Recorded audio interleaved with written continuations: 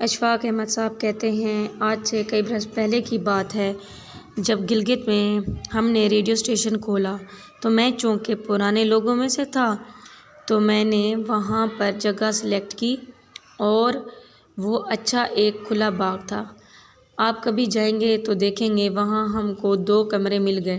وہاں چھوٹا اسٹیشن چلانے کے لیے کچھ دقت کا سامنا نہیں کرنا پڑا، تو وہاں پر ایک عارضی ملازمت کے لیے ہمیں ایک آدمی مل گیا، بنارس خان۔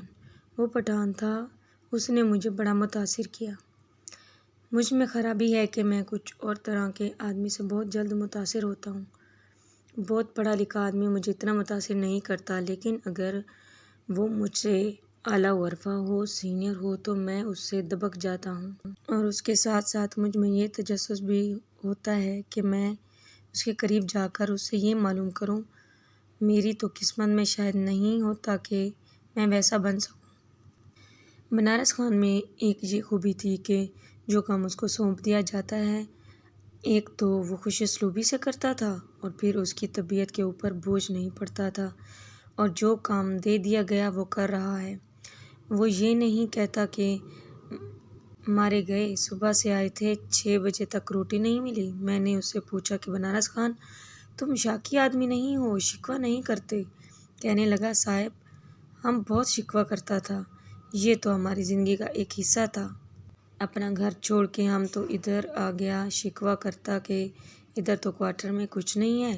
ہم نے ادھر آ کے کام کیا تو میں نے کہا اب تم نہیں کرتے؟ وہ کہنے لگا، جی میں ادھر آیا تھا سکون کی تلاش میں، میں پرباش رہنا چاہتا تھا، بڑی کوششیں کی، بڑے لوگوں سے ملا، بڑے پیر فقیروں کے پاس گیا کہ جناب ہم کو سکون کی تلاش ہے، تو نہیں ملا۔ ایک دن شام کو کھانا کھاتے ہوئے میں نے فیصلہ کیا، میرے ہاتھ میں لقمہ تھا، رکھ دیا۔ میں نے کہا، یارا دفع کرو، سکون کو ہم نے اس کو لے کر کیا کرنا ہے؟ ہم سکون کے بغیر ہی زندگی بسر کرے گا، کوئی بات نہیں، ایسے ہی چلتے رہتے ہیں تلاش میں۔ اس دن سے مجھے سکون ملنا شروع ہو گیا۔ تو میں نے کہا، تم نے یہ کمال بات کی ہے، کیسے سوچا؟ کہنے لگا، بس یہ اللہ کی طرف سے میرے ذہن میں آیا۔ میں نے کہا، وہ ٹھیک ہے کہ آپ نے سکون کے پیچھے بھاگنا چھوڑ دیا اور اپنے آپ کے ساتھ ایک مصالحت کر لی، لیکن خوش دلی آپ میں کیسے آئی؟ میں یہ جاننا چاہتا ہوں کہ کہنے لگا، جی یہ بڑا مشکل کام تھا۔ کہنے لگا، جی میرے اوپر ایک مشکل آئی، میں جھگی میں چارپائی پر سوتا تھا۔ ہر شخص دنیا کا آدمی جو سوتا ہے وہ صبح اٹھتا ہے، تو میں بھی صبح اور لوگوں کی طرح اٹھتا تھا، تو اپنا پیر چارپائی سے نیچے اتارنے سے پہلے میں نے کہا کہ یارا بنارس خان، قدم تو نیچے اتارنا ہی ہے تو کف غم میں کیوں اتارتے؟ خوشی میں کیوں نہیں اتارے؟ خوشی میں کیوں نہ دن گزارے؟ تو سارے دن میں جب کبھی کسی مقام پر بھی جاتا، ہوٹل روٹی کھانے، دوستوں سے ملنے، یا کہیں مصیبت آتی، تو مجھ کو یہ بات یاد آ جاتی کہ آج میں نے فیصلہ کیا ہے کہ غفلت میں دن نہیں گزارنا، آرام کرنا ہے۔ اس کے بعد صاحب عادت پڑ گئی، اگر انسان یہ فیصلہ کر لے اور اس کا تہیہ کر لے اور اس پر قائم ہو جائے تو یہ کام اتنا مشکل کام نہیں ہے۔ میں نے کہا، یار ہم سے تو اس پر قائم نہیں رہا گیا تھا۔ کہنے لگا، آپ نے یہ فیصلہ کیا ہی نہیں، وہ تہیہ کرنے کی بات کر رہا تھا۔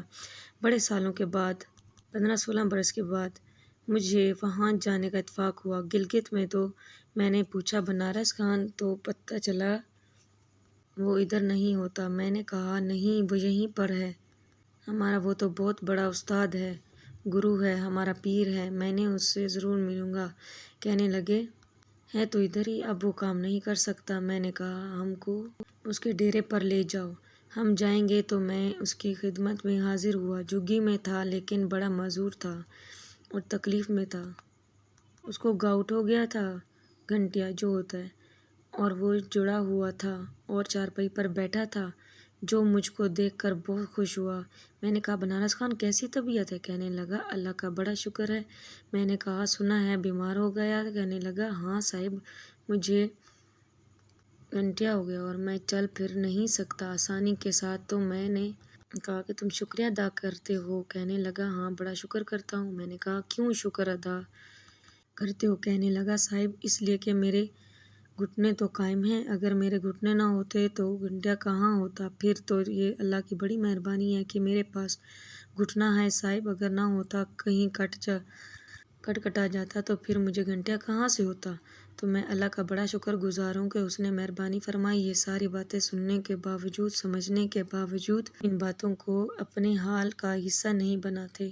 ہمارے بابا کہا کرتے تھے کہ مومن میں جو ماضی کی یاد میں مبتلا نہ ہو اور مستقبل سے خوفزدہ نہ ہو، اس کو صاحب حال کہتے ہیں، کہ جو حال کو اپنا لیا گیا ہے اس کے مطابق زندگی بسر کرے اور خوشی و خرم بڑی چاہت کے ساتھ بسر کرے، اور جب تک اس کو اس کا تحفہ زندگی دیا گیا ہے اس کو ساتھ لے کر چلے۔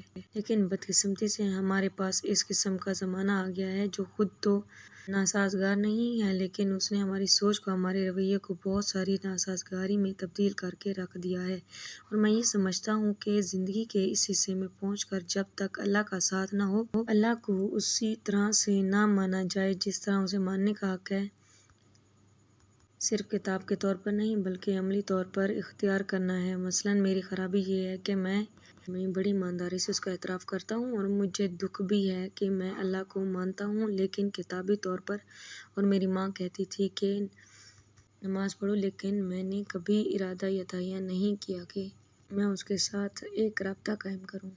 ہمارے بابا کہتے ہیں کہ لفظ خدا خدا نہیں ہے، خدا تو یہاں جو لکھا ہوا ہوتا ہے یا جو ہم گانا گاتے ہیں، ٹی وی پر خدا کا نام لیتے ہیں، وہ ایک اور چیز ہوتی ہے، اور اس کا تجربہ ہونا، اس کا زندگی کے اندر سے گزرنے کا لطف کچھ اور ہے۔ اور میں یہ بات آپ کو اس لیے گارنٹی سے کہہ سکتا ہوں کہ آپ لوگوں سے بہت سے لوگ ہیں جو اونچے مقام پر ہوں گے۔ میں ایسے بندوں سے ملا ہوں اور میں ان کا تجربہ اور مشاہدہ اور مطالعہ کر رہا ہوں، اور وہ بڑے لوگ ہیں، اور یہ وہی لوگ ہوتے ہیں جن کے پاس جھگی میں بادشاہ جوتے اتار کر جانے کو سعادت تصور کرتے ہیں۔ یعنی کیا کمال ہوتا ہے؟ یہ تو نہیں ہوتا ان کے پاس پیسے ہوتے ہیں، دولت ہوتی ہے یا توپ خانہ ہوتا ہے، کسی قسم کی کوئی چیز نہیں ہوتی، کچھ اور ہی چیز ہوتی ہے۔ مشہور واقعہ ہے کہ ڈیوجانس کلبی سے سکندر اعظم ملا۔